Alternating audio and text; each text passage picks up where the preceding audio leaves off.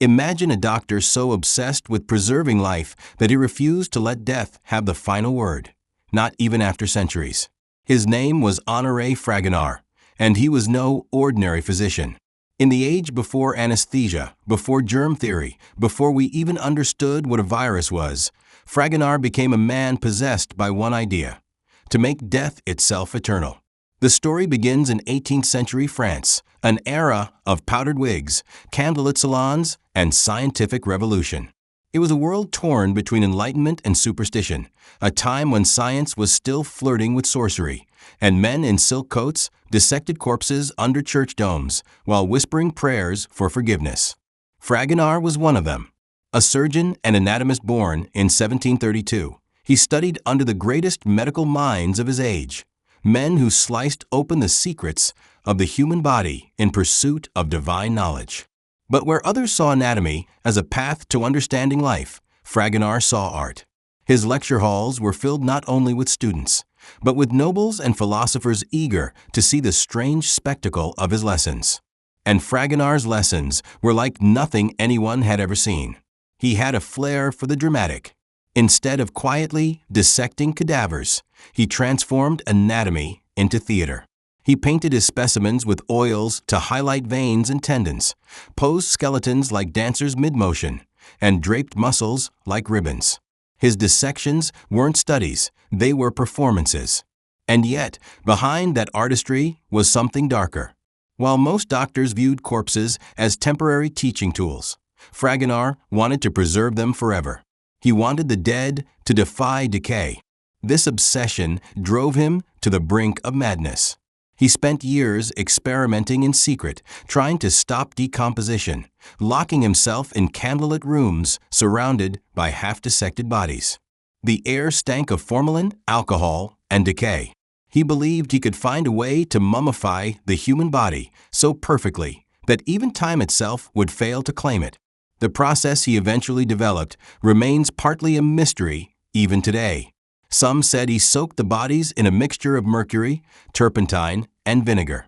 Others claimed he boiled them in secret solutions of arsenic and potash. A few whispered that he made deals with alchemists, seeking the philosopher's stone, the legendary substance said to grant immortality. Whatever the truth, his results were undeniable.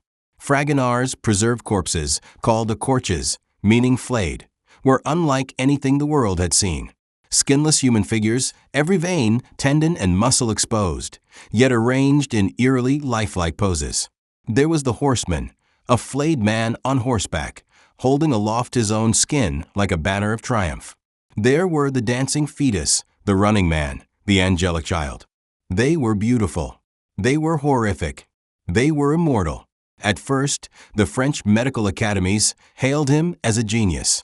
His work revealed anatomy in a way textbooks never could. His specimens were both educational and sublime. But admiration quickly turned to disgust. The church condemned his work as blasphemy. His peers began to whisper that he was no longer dissecting corpses. He was creating them. There were rumors. Villagers near his laboratory claimed to hear screams at night. Some said Fragonard purchased bodies from grave robbers, others that he murdered the poor to supply his endless demand for subjects. And yet, no one could stop him. His work continued, hidden deeper and deeper from the public eye.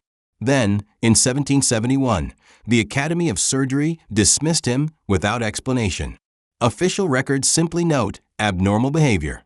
But unofficial accounts describe something far more disturbing, a secret exhibition he unveiled for a private audience, featuring an entire tableau of flayed figures arranged in a macabre imitation of the Last Supper. It was too much, even for the Enlightenment. Fragonard vanished from public life, taking his secrets with him. But his preserved corpses remained, locked away, forgotten, sealed in the darkness of his private workshop. What no one realized then was that his obsession had succeeded beyond imagination, because centuries later, those same bodies still exist, still intact, still staring. When the door to Honoré Fragonard's workshop was finally opened decades after his death, the air inside was still heavy with the smell of resin alcohol and something older, the faint metallic scent of dried blood. Dust hung like ash over everything, but the bodies hadn't changed. They stood there, suspended between science and nightmare, flayed, twisted, eternally preserved. Their eyes were gone, but their faces seemed to scream. The color of their flesh had deepened to a strange shade of bronze, veins and tendons gleaming under centuries of varnish. Some leaned against walls, others reclined on wooden tables, as if waiting to be examined again. And in the center of the room, like a crown among horrors, was the horseman. The figure was unmistakable, a man without skin astride a flayed horse, every muscle taut as if frozen mid-charge. In his raised hand, he held his own skin, stretched out like a battle standard. It was grotesque and yet magnificent, a vision of man conquering death by displaying it. What shocked later scientists wasn't just the craftsmanship, it was the preservation. The tissues were intact. The bodies hadn't rotted or collapsed. Even modern embalming techniques couldn't replicate it. No bacteria, no decay, no visible signs of time. How had a man from the 1700s achieved what even modern morticians struggle to accomplish? Forensic specialists today still can't fully explain it. Chemical analysis of his remaining specimens shows traces of mercury, alcohol, turpentine, and even human fat, suggesting he created a self-sealing mixture that simultaneously dried and disinfected the body while hardening it into permanence. Some speculate he injected his concoction into the veins themselves, pushing the chemicals through the bloodstream before the body could stiffen, effectively replacing blood with preservation fluid. It was both genius and madness, a kind of anatomical sorcery that blurred the line between life and art. But behind that brilliance was an obsession bordering on religious mania. Hidden among Fragonard's papers were fragments of personal notes written in a fevered hand. Asterisk, if God grants life to flesh, then flesh must contain the divine. Asterisk, asterisk, to preserve the body is to preserve the soul. Asterisk in his eyes, his work wasn't desecration, it was devotion. A search for immortality through anatomy. And yet, what he created was something darker. His preserved figures became known as the eternal dead, grotesque sculptures that seemed to defy nature itself. Those who saw them spoke of nightmares. Some claimed the figures' expressions changed over time, as if trapped consciousness lingered behind the hardened flesh. When France's revolutionaries stormed through Paris decades later, they burned churches, toppled monarchs, and destroyed relics, but they spared Fragonard's corpses. Not out of respect, but out of fear. The Jacobins declared science the new god, and what better cathedral of their faith than a man who had conquered decay itself? Still, even they didn't dare display the bodies publicly. For years, they were locked away in the veterinary school of Alfort, sealed behind iron doors like a secret too dangerous to share. Then, in the late 19th century, long after the Enlightenment had become history and Paris had been reborn as the City of Light, someone remembered them. The preserved remains of Fragonard's Accorches were rediscovered and quietly placed on display, under glass, dimly lit, in what would later become known as the Fragonard Museum of Anatomy. Visitors fainted. Newspapers called it the most disturbing gallery in Europe. Artists and writers made pilgrimages there, seeking inspiration from the grotesque beauty of his work. The poet Baudelaire reportedly described it as a cathedral of skin. But what few realized was that Fragonard's most enduring creation wasn't just those statues, it was the method itself. A process so perfect that his preserved bodies, over 300 years later, still stand today, largely unchanged. The doctor who was dismissed as insane had achieved what the rest of science still couldn't. And yet, one mystery remains. What price was paid for his formula? Because among the dozens of preserved figures Fragonard left behind, there were some that couldn't be explained. Children, tiny, flayed infants frozen mid-movement, posed like angels ascending. There were no records of who they were or where they came from, and perhaps that's the part of Fragonard's legacy that no one dares to touch. He had found a way to preserve the body, but in doing so, he may have lost his soul.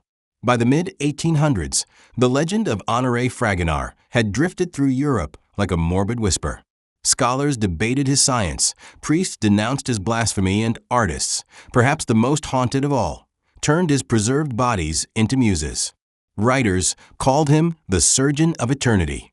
Painters compared his figures to saints stripped bare. But among the general public, his name carried another weight entirely, a sense of dread. People spoke of him as if he'd never died, as if the doctor himself had somehow been preserved alongside his creations, watching from behind the glass of his eternal gallery.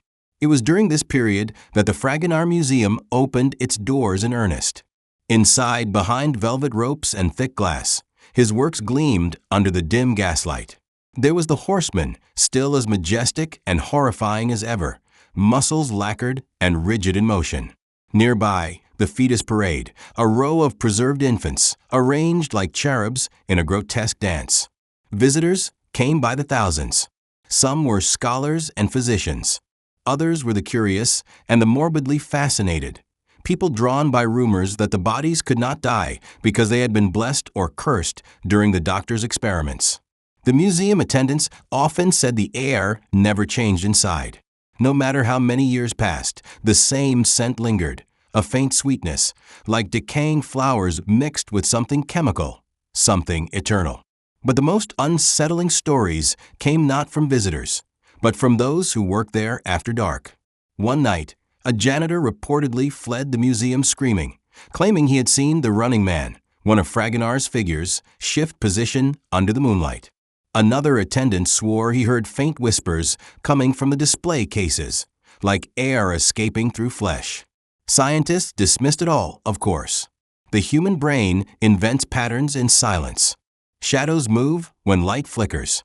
But those who lingered alone among Fragonard's creations said it felt as if they were being watched by something more than preserved tissue, as if the man who made them had left a piece of himself behind. And maybe, in a way, he had. Fragonard's techniques predated formal embalming, plastination, even the early chemical preservation methods used in medical study. No one has ever fully replicated his process. The exact balance of ingredients, the temperature, the timing, all of it remains lost. Attempts to copy it have failed, leaving only brittle, decaying remains. It's as if his genius died with him, or as if he took deliberate steps to make sure no one else could wield it. What we know is this: Fragonard treated his bodies not as cadavers, but as collaborators. He posed them in motion, often using live models to map their musculature. In letters, he described them not as corpses, but as disciples. One disturbing note even reads, "They will carry my name long after my bones are dust. They are me perfected." There's an argument to be made that Fragonard saw his preserved figures as extensions of himself, vessels for immortality, each one crafted not merely from science, but from a desperate fear of oblivion. This fascination with conquering death seeped into European culture. Artists of the Romantic era, Géricault, Delacroix, and later, symbolists like Odilon Redon, borrowed Fragonard's themes. Paintings of flayed saints and anatomized martyrs filled galleries. The boundary between beauty and horror blurred completely. Even the great anatomist Dr. Joseph Lister, who revolutionized surgery with antiseptic practice, acknowledged Fragonard's influence. To preserve life, he wrote, one must first understand how death resists us. Fragonard had proven that death could, in some way, be resisted, not defeated, but delayed indefinitely. But while the medical world reclaimed his legacy as that of a misunderstood genius, the whispers in Parisian occult circles grew louder. Secret societies like La Fraternité de l'Aurore claimed Fragonard's formula had been derived not from chemistry, but from necromancy, rituals involving animal sacrifice and moonlit incantations. In their texts, they referred to him not as a doctor, but as the alchemist of flesh. It sounds like madness, and perhaps it was. But when skeptics tried to examine his preserved figures in detail, strange anomalies appeared. Under ultraviolet light, the tissue reflected not like organic matter, but like treated parchment. The veins glowed faintly blue. The bones beneath the varnish seemed to resonate ever so slightly, as if humming. It defied all rational explanation. And even now, 300 years later, When scientists study Fragonard's works in sterile labs, they report something unsettling. The tissue remains flexible. The muscles, though desiccated, do not crack. One specimen's jaw, sealed since the 1700s, shifted imperceptibly during restoration, though no external pressure was applied. It's coincidence, they say. Expansion of air, movement of old material. Nothing supernatural. But those who stood in that silent museum, staring into the empty sockets of a flayed man who still seems to breathe, know better. Some men conquer death through memory. Fragonard conquered it through flesh. As Europe marched through revolutions, wars, and centuries of bloodshed, Honoré Fragonard's corpses endured, untouched, unburned, unbroken. Empires fell, kings were beheaded, and entire cities turned to ash. Yet his flayed figures stood in their glass tombs as if protected by some invisible force. When the French Revolution erupted in 1789, mobs stormed through Paris, burning anything associated with the monarchy or the church. Anatomical museums were ransacked, laboratories destroyed. Yet the rebels who found their way to Fragonard's old workshop hesitated. They pried open the doors and froze. There, illuminated by the dim flicker of torches, were the ecorches, men and animals without skin, arranged in frozen motion, gleaming faintly like polished bronze. For a moment, the revolutionaries thought they'd stumbled into a temple of the dead. The legend says one man dropped his torch and fell to his knees, muttering, "These are not corpses. These are saints." They didn't burn them. They couldn't. Whatever Fragonard had done to those bodies, it terrified even those who feared nothing else. So instead of destruction, the revolutionaries sealed the room shut. They left his creations to rot, or so they thought. But rot never came. When the doors were reopened years later, during Napoleon's reign, the air inside was dry and still. Not a single fly, not a trace of mold. The flesh remained pristine, though time had dulled the varnish. Even the linen wrappings around the figure's bones remained intact, their colors faded but unbroken. Napoleon's scientists, fascinated by the preservation, ordered them relocated to a secure anatomical collection near Paris. It was there, under the Empire's watchful eye, that Fragonard's work survived wars, invasions, and even bombings. The city around them burned multiple times, but somehow the glass cases never shattered. Historians often call this coincidence. But archivists who've handled the records say something strange. Every attempt to move the collection has been followed by misfortune. In 1870, when curators tried to transport the horseman sculpture for restoration, the cart overturned. The horse was fine. The two men guiding it were crushed beneath the wheels. In 1918, a curator decided to relocate the infant's display to a larger gallery. 2 days later, the museum caught fire, yet the case holding the fetuses was found completely unharmed. And in 1940, during the Nazi occupation of France, a German officer reportedly ordered the entire collection confiscated for scientific study. His convoy never arrived at the train depot. It vanished somewhere on the outskirts of Paris. After the war, the collection reappeared exactly where it had been, sealed, unbroken, untouched. No explanation was ever given. To this day, the Fragonard Museum remains one of the most unnerving places in Europe. Its rooms are dimly lit, the glass cases thick enough to withstand centuries. The corpses are still there, the horsemen, the runners, the fetuses, even a monkey posed like a violinist. Every surface gleams faintly under the yellow glow of antique bulbs. Scientists have tried to analyze them with modern tools, but even the scans yield anomalies. The tissue density doesn't match normal dried flesh. There's evidence of chemical bonding at the molecular level that shouldn't be possible with 18th century materials. One report claimed the specimens were biologically inert, meaning not dead, not alive, but something else entirely. The museum staff rarely speak about what happens after hours. But a former night guard once described hearing faint clicks, like bones shifting, whenever the temperature changed. He left after 3 nights. And then there's the most disturbing rumor of all. In the private archives of the museum, a restricted section few are allowed to see, there exists a preserved head. smaller than a human's, perfectly intact, with glassy amber eyes and a thin, eerie smile carved into its leathery skin. Its label reads simply, Fragonard. No one knows whether it's a self-portrait in death or something far more literal. What's undeniable is this: 300 years later, the doctor who defied decay has never really left. His work still stands, immune to time, immune to rot, waiting for the day when someone finally unlocks the secret he took to the grave. Because Honoré Fragonard didn't just preserve bodies. He preserved himself. Today, if you walk into the École Nationale Vétérinaire d'Alfort, a quiet campus just outside Paris, you can still visit the Fragonard Museum. It doesn't advertise itself with banners or neon signs. The entrance is small, discreet, almost apologetic, as if the building itself knows it contains something that shouldn't exist. Inside, the air feels heavier than it should. The light is soft, yellowed. The floors creak with age. And then, through a narrow doorway, you see them, the eternal dead. They stand in glass cases, illuminated like relics. The horseman of the apocalypse greets you first, that flayed man on horseback, his sinews polished to a dark sheen, his expression frozen between agony and ecstasy. A few steps away, a group of fetuses hover in midair, each one connected to the next by delicate wires of bronze, forming a constellation of death. A man with his chest cavity open kneels as though praying.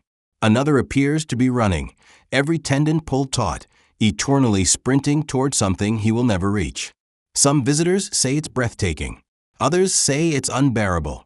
But no one forgets it. What's truly astonishing isn't that these bodies are centuries old. It's that they look almost new. Modern pathologists who study them admit it in hushed tones. It's not possible. Even under magnification, there's no sign of rot, no bacterial activity, no trace of natural decomposition. The tissues are flexible, the joints slightly mobile. The veins appear filled, not hollow. When light passes through the flesh, it glows faintly, a translucence seen in living tissue, not dead. Every attempt to reproduce Fragonard's method has failed. In the 1960s, a team of chemical scientists attempted to replicate his solution based on known ingredients: mercury, turpentine, and alum. The results were brittle, collapsing after months. When the team returned to test Fragonard's originals, they couldn't explain it. One chemist reportedly walked out whispering, "He didn't stop decay. He replaced it." Over the years, theories have multiplied. Some believe Fragonard accidentally discovered an unknown chemical interaction, an organic polymerization that altered the flesh into something synthetic. Others suggest his use of mercury created a preservative reaction still beyond modern understanding. But the more you read his notes, the less scientific it feels. In his final surviving letter, written shortly before his disappearance, Fragonard wrote, "To preserve life, one must let death speak.